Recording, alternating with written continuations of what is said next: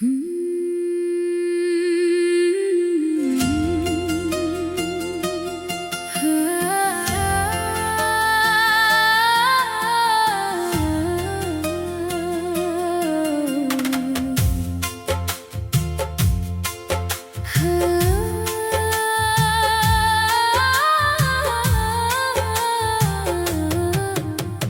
नैनन के जादू रे सजनी,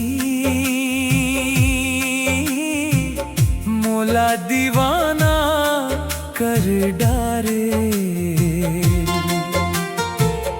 तोर मुस्कान के रोशनी मां मोर दिल हर खो जाथे रे।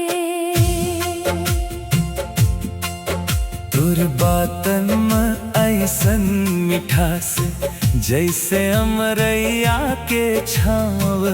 तोर संग जिए बर मन करथे हर जन्म रहेवत तोर गाँव।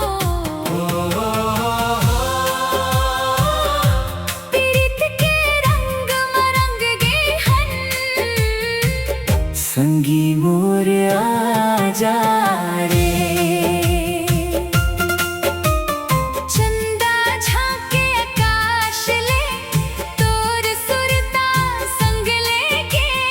रात भर जागम सजनी सपना तोर देख देख के। फूल महके बगिया में जैसे महके तोर नाव। तोर बिना सुना लगे मोला ये दुनिया औ गाँव। हाथ में हाथ धर के संगी सपना अपन सजावो।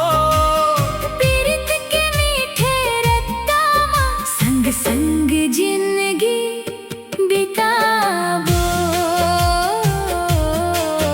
तोर नैनन के जादू रे सजनी,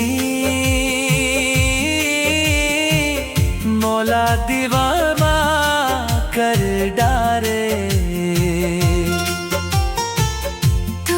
मुस्कान के रोशनी मां मोर दिल हर खो जाथे रे।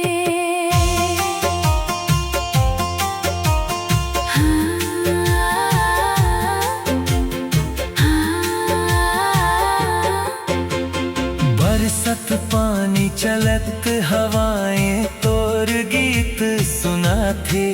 मोर धड़कन हर हर पल संगी तोर नाव गुनगुना थे। तोर पीरित के रंग मरंग के मोर मन हर मुस्का थे।